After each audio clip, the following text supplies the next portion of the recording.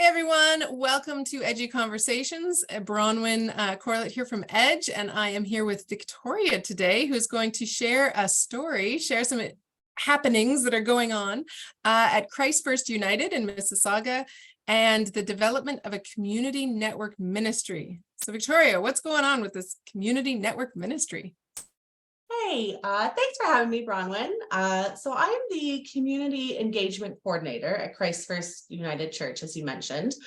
And so back in 2019, our church went through the process of an amalgamation, combining two churches. So two church buildings and two congregations. And we have since maintained both of our church buildings. One of which is in Ward 1 in Mississauga and one of which is in Ward 2 in Mississauga. And both the churches that came into this partnership came from a really rich history of community outreach work.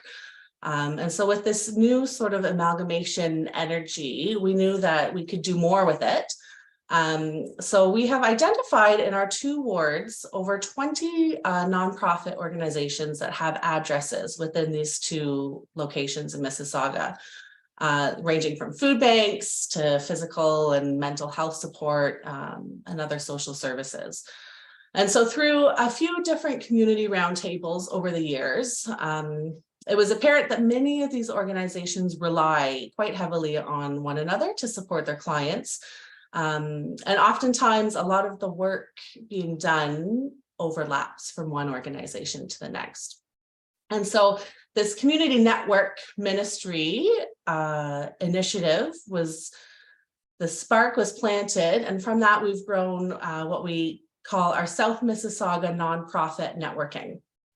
And so this new initiative is sort of in two parts, for now, with the hope that it'll grow over time. And the first step to this was a social media presence. So we established pages on Facebook and Instagram with the hope that we could become a virtual space where individuals working and volunteering in nonprofit organizations could share resources and ideas and ask questions and answer questions for one another.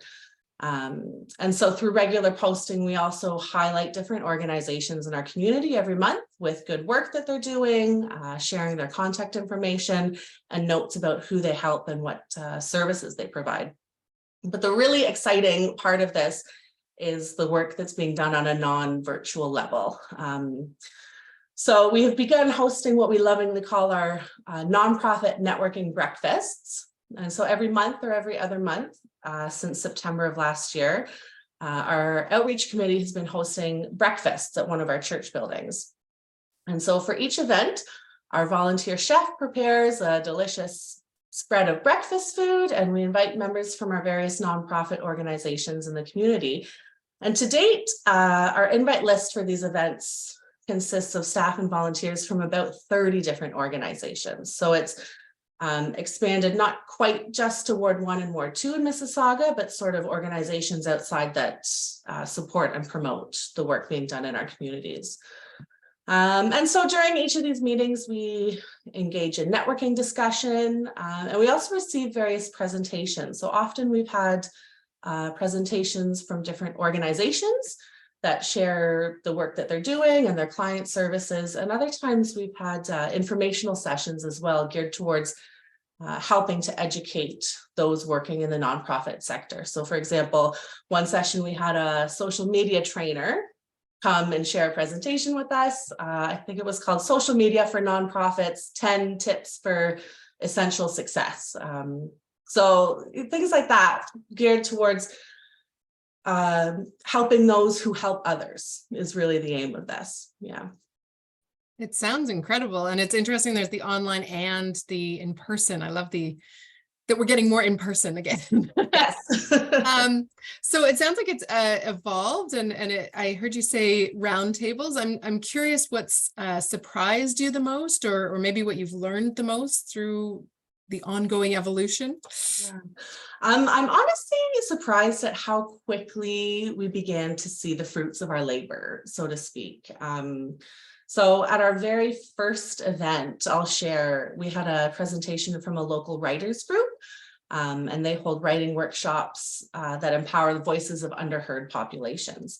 And so not long after this very first meeting, I learned that they had connected with another organization who attended that provides employment training for individuals who have an intellectual disability.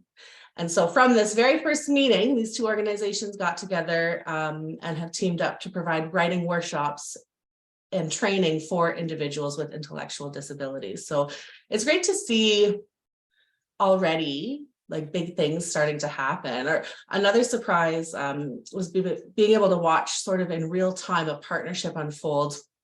We had one session where our presenter was an organization that provides education and support for individuals and families living with epilepsy.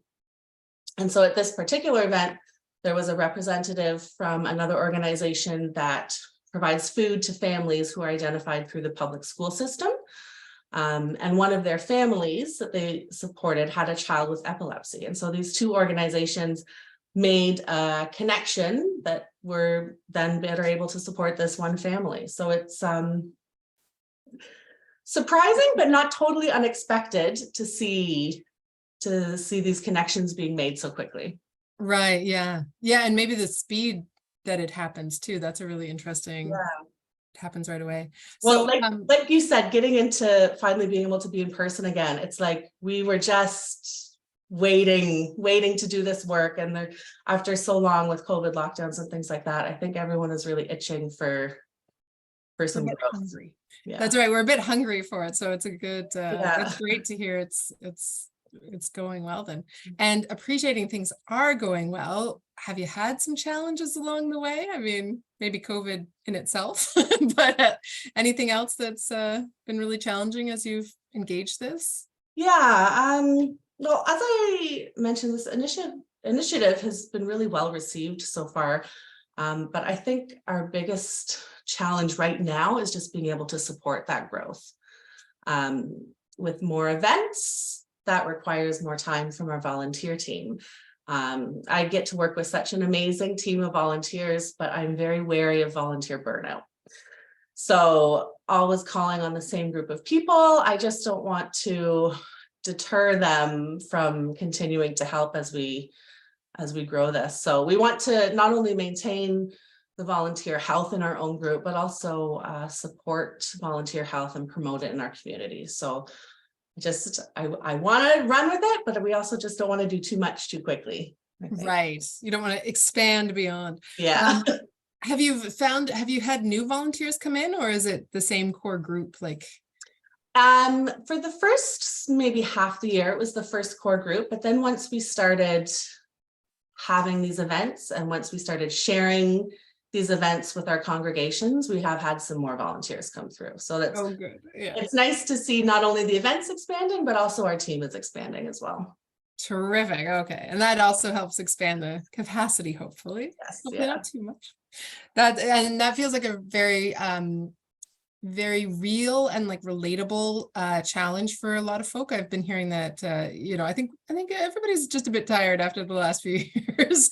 So not wanting to overcommit. So yeah, that makes a lot of sense. We're not the same people that we were going into 2020 as we are now. So it's we do what we do.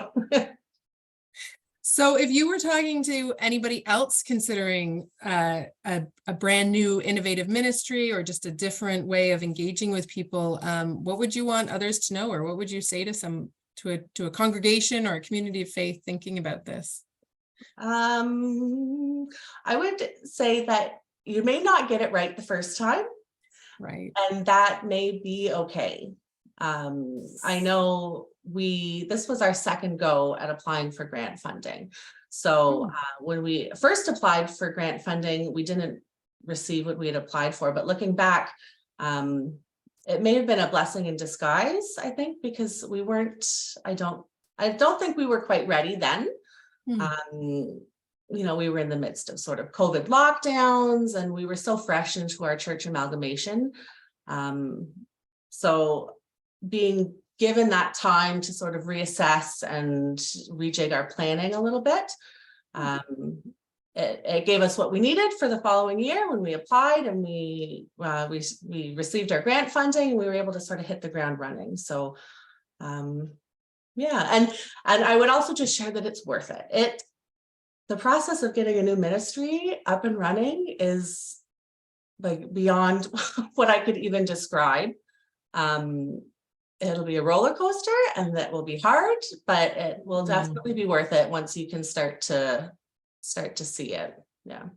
Amazing. That's so encouraging too. Yeah. So it's worth it, but it's hard. You might not get it right the first time. I love that, because we see that all the time. I mean, I've lived that, but I also we see that all the time is sometimes the initial, sometimes it takes a little more time to refine an idea too and stuff. So that's terrific. Well, thank you so much for sharing your story today. Is there anything else you would like to share? Like anything else we should know about Christ First or the community network ministry, or?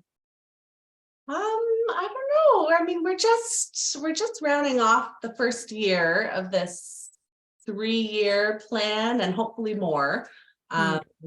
So we've just exceeded my expectations so far. So I'm just excited to see where we go with this. Amazing. Well, many blessings in your work. I hope it continues to grow, and I hope you'll come back and share more about what happens, what surprises you in the coming year. Thank you so much. Thank you.